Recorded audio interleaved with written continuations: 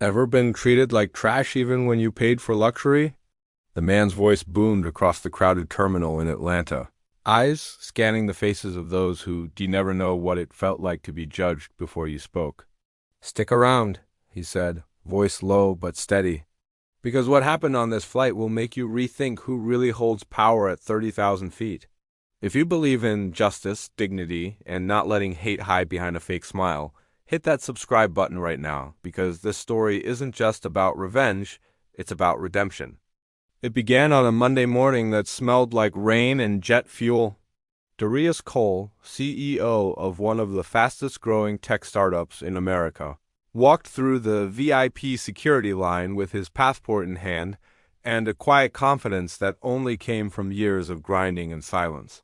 A tall, broad-shouldered black man in his late 30s, Darius had built his empire from a one-bedroom apartment in Detroit to a Silicon Valley office overlooking the bay. He wasn't just successful, he was respected. And yet, even with his tailored charcoal suit, Cartier watch, and first-class ticket, the world sometimes refused to see him as anything more than a stereotype. He'd been invited to London to close a multi-million-dollar partnership with a global robotics firm.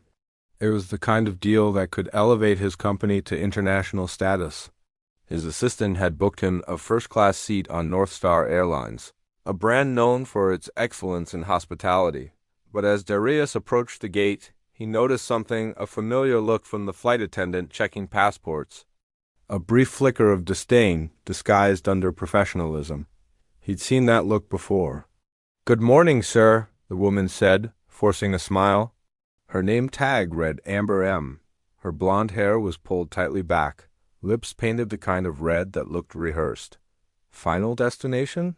London," Darius said calmly. She nodded, scanning his ticket. "First class." "Impressive," she said softly, almost under her breath. But he heard it, the sarcastic edge, the quiet disbelief that a man who looked like him could belong there. He didn't respond. Years of experience had taught him when to speak and when silence carried more power. He stepped onto the jet bridge, shoulders straight, heart steady. As he settled into his wide leather seat, he pulled out his laptop and began reviewing his presentation. A young white couple across the aisle whispered to each other, glancing at him, then at his seat, then back again. Darius ignored them. He'd learned to wear dignity like armor. The cabin lights dimmed as passengers boarded. Amber moved through first class, her smile tightening each time she approached Darius. "Would you like a pre-flight drink?" she asked in a voice dripping with politeness. "Sparkling water, please," he said. Her eyebrow twitched. "Not champagne?" He smiled faintly. "Not today." She turned sharply and returned a few minutes later, placing the glass on his tray table. Her hand trembled slightly, just enough to make the water ripple. "Enjoy," she said flatly. He thanked her anyway. He always did. An hour into the flight, as the plane hummed above the Atlantic, dinner was served. The scent of garlic and butter drifted through the cabin. Darius glanced at the menu, roasted chicken with wild mushrooms or seared salmon with lemon risotto. Simple enough. He chose the chicken. Amber delivered it with a tight smile, sliding the plate toward him like she was serving a favor, not a meal. He lifted the lid and froze. The chicken was gray around the edges, spotted with a strange green fuzz that made his stomach twist. Mold. Not a lot, but enough to be visible. Enough to make him push the tray back immediately. "Excuse me," he said, raising a calm hand. "This doesn't look right."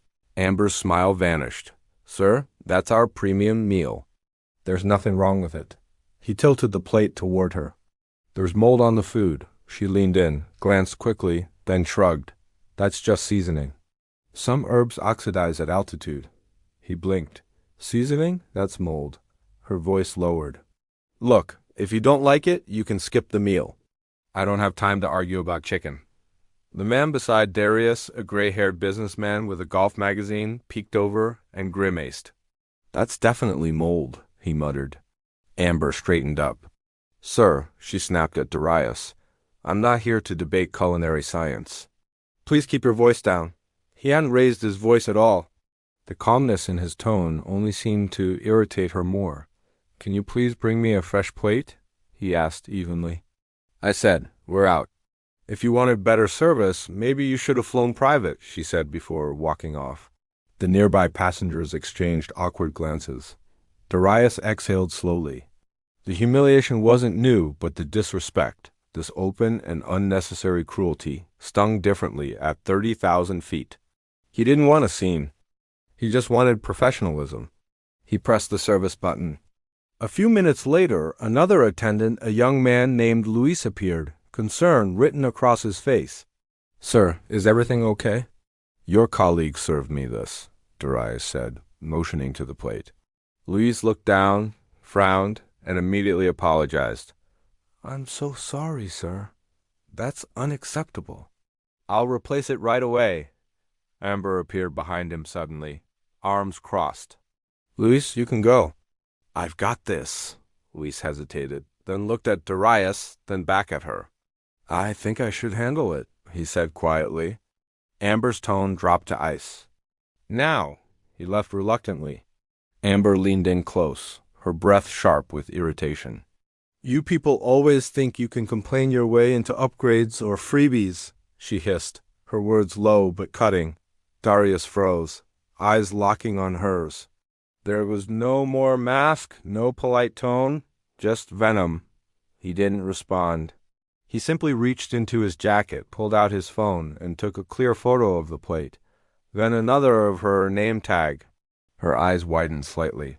"You're not allowed to take photos of staff," she snapped. "You're not allowed to serve moldy food," he replied calmly.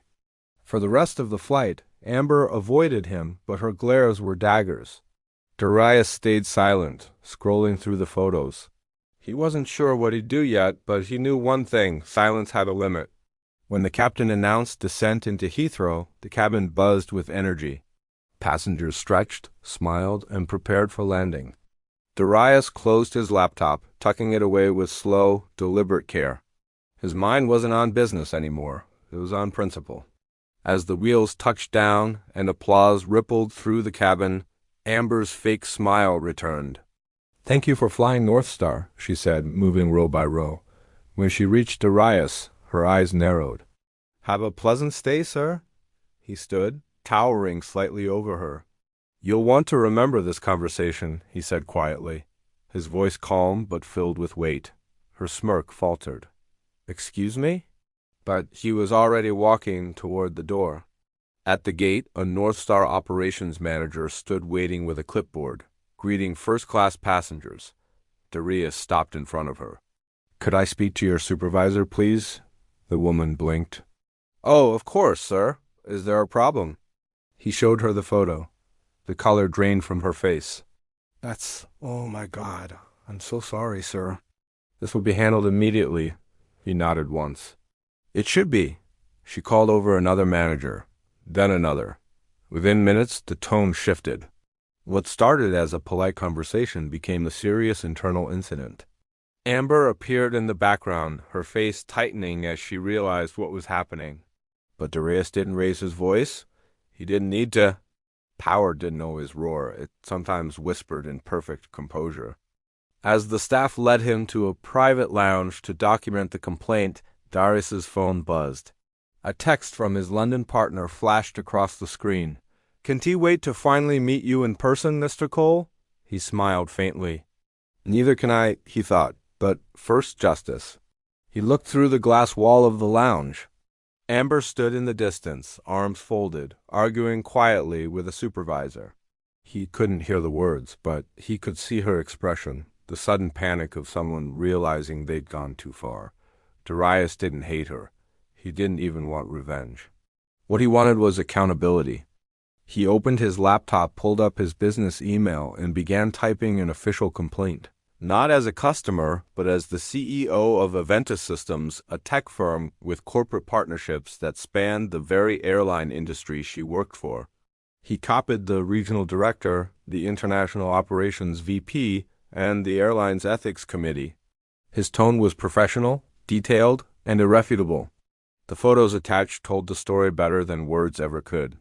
When he finished, he closed the laptop and exhaled deeply. The lounge attendant brought him fresh coffee and a quiet apology. We'll make sure this is resolved, Mr. Cole, she said softly. He nodded. Thank you. As he sat back, watching planes take off into the misty London sky, he wondered how many others had gone through the same thing, people without his platform, without proof, without power. That thought stayed with him long after the incident report was filed, because sometimes the people who say, "Have a nice flight," don't actually mean it, and the only way to change that is to make sure their next flight is grounded in truth.